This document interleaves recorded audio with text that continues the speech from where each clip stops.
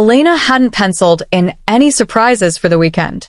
Her life was a carefully curated series of quiet moments and predictable rhythms, a solitude she had built brick by brick. But the moment she agreed to host her friend Sarah's son, Julian, she felt a subtle vibration in the foundation of her routine. It wasn't dread, exactly, nor was it anticipation. It was simply the knowing that the stillness she guarded so fiercely was about to be broken. Hold on just a moment before we continue. If this story is touching something in you, please take a second to like this video and subscribe. It genuinely makes a difference and helps me bring you more stories like this one. I also want to hear from you. Write in the comments. Where are you right now? Are you tucked away in a peaceful village where stars fill the sky, or surrounded by the hum and glow of a city that never sleeps? The phone call had come late on a Thursday evening. Sarah sounded breathless, the friction of a sudden crisis audible in her voice. She explained that a family emergency required her to fly across the country immediately, leaving 17-year-old Julian without a place to stay. Elena said yes before the request was even fully formed. That was her role, after all, the anchor, the steady hand, the one who remained upright when everyone else was tilting. After hanging up, Elena stood alone in her kitchen, the hum of the refrigerator suddenly sounding very loud. Since her separation 3 years ago, she had grown accustomed to a silence that wrapped around her like a heavy coat. Usually it felt protective. But tonight, standing there with a mug of tea, she wondered why the prospect of a houseguest made her chest feel strangely tight. Julian arrived as the sun was beginning to dip below the tree line on Friday. He stepped out of his mother's sedan with a duffel bag slung over one shoulder and a guarded expression that seemed too weary for a high school senior. Elena greeted him at the door, struck immediately by how much he had changed. The last time she'd seen him, he was a child running through sprinklers. Now, he was tall, with a gravity in his eyes that suggested he was thinking about things far heavier than weekend plans or video games. He toed off his sneakers in the entryway without being asked, thanking her quietly as he followed her down the hall. He moved with a kind of apology in his steps, as if he were trying to occupy as little volume as possible. Elena realized then that this wasn't going to be a weekend of babysitting. It was going to be about providing sanctuary. Dinner was simple, a hearty vegetable stew and crusty bread. It was the kind of meal that didn't demand the performance of conversation. Yet, Julian engaged politely. He answered her questions with precision, never rambling, but never shutting her out, either. Elena found herself observing the way he listened. He didn't just wait for his turn to speak. He absorbed her words, nodding in a way that made her feel seen, which was unsettling in its own right. When they finished, Julian stood and began clearing the plates. Elena started to protest, but he insisted with a soft firmness, moving to the sink to wash up. Elena felt a complicated swell of gratitude mixed with a dull ache, realizing how long it had been since someone had moved through her kitchen with such helpful, quiet respect. Later, the weather turned. A steady rhythm of rain began to drum against the roof. Elena showed Julian to the guest room, pointing out the stack of extra quilts. She kept her tone light, practical, and efficient. She understood the architecture of boundaries better than anyone. But as she retreated to her own room, she didn't sleep immediately. She lay there, listening to the house settle, hyper-aware of another heartbeat under her roof. Her mind drifted back to the years she spent trying to be the perfect wife, the perfect professional, smoothing over cracks until she had smoothed herself right out of the picture. Saturday morning arrived with a gray, muffled light. Elena woke early, a creature of habit, only to find Julian already seated at the kitchen island. He had a sketchbook open, a graphite pencil moving deftly across the paper. The sight of him, focused, self-contained, and calm, struck a chord in her. It was a picture of responsibility, without the noise of complaint. She poured coffee, and they exchanged morning pleasantries. The tension in Julian's shoulders seemed to lower, just an inch. It was the posture of someone who realized he wasn't going to be treated as a nuisance. The morning unspoled slowly. Elena caught up on some reading while Julian worked on his sketches. The silence between them was companionable, charged not with awkwardness, but with a shared understanding of personal space. Elena found herself thinking about the invisible burdens people carry. She looked at Julian and saw the universal struggle of adolescence, the pressure to become something before you even know who you are. She reminded herself that her job this weekend was simple. Offer a roof, offer food, and stay out of the way. By late afternoon, the sky bruised purple and black. The storm that had threatened all day finally broke. Thunder rattled the window panes, and moments later, the power cut out. The hum of the refrigerator died, leaving the house in absolute, heavy stillness. Elena located a box of beeswax candles and a lighter.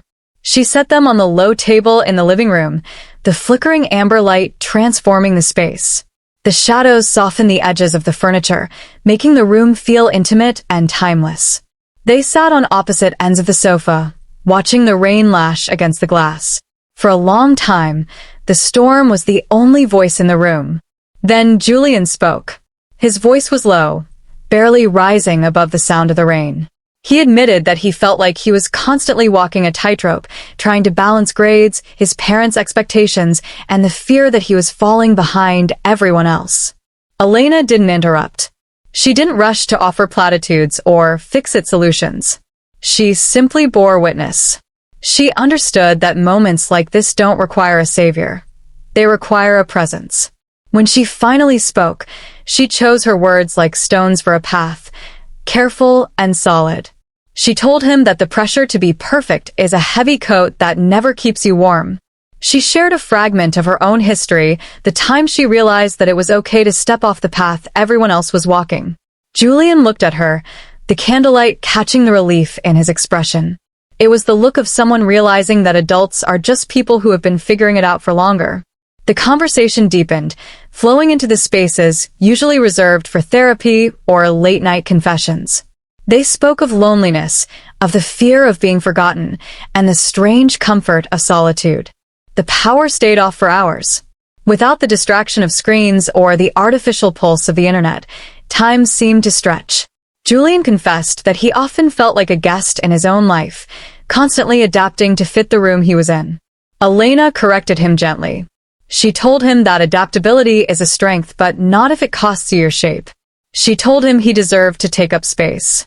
When the lights finally flickered back on, blinking into harsh electric existence, the moment shattered, but the connection remained.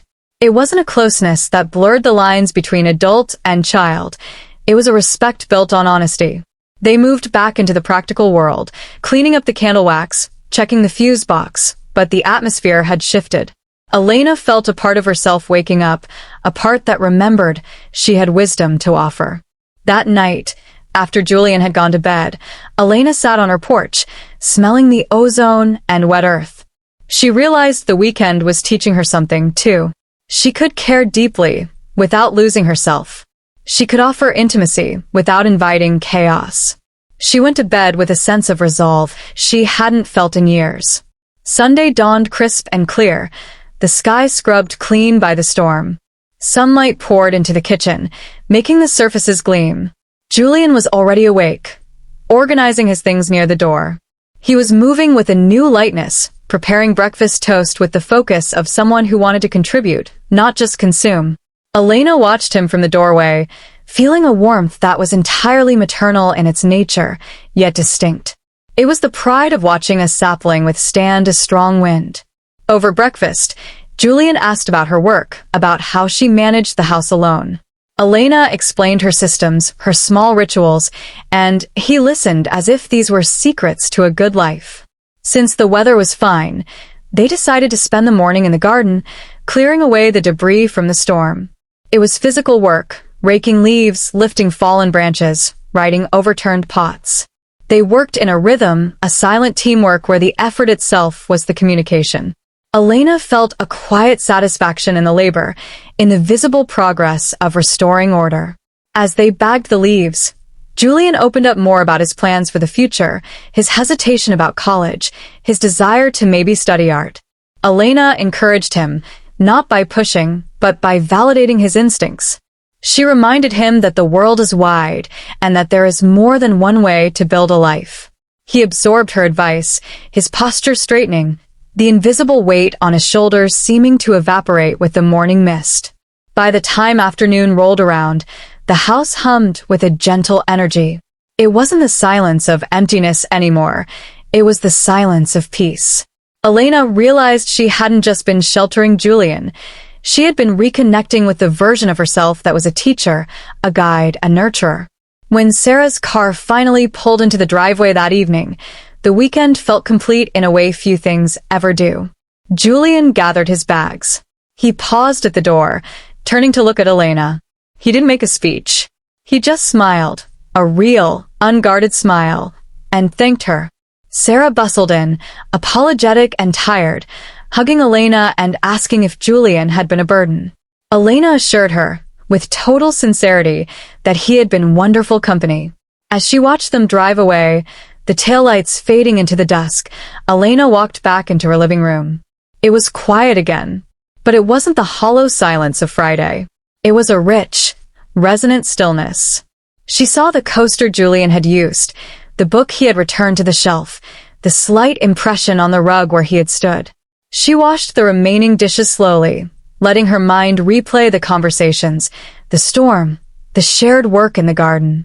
She realized that life didn't always bring change through grand, dramatic explosions. Sometimes, it brought clarity through a quiet teenager and a power outage. Elena made herself a cup of tea and sat in the chair by the window. She felt grounded. She felt capable. She understood now that she could open her door and her heart without fear of being depleted. The weekend hadn't taken anything from her. It had given her back a piece of herself she had forgotten. And as she turned off the lamp and headed upstairs, she carried that quiet revelation with her into the dark, ready for whatever the next week would bring.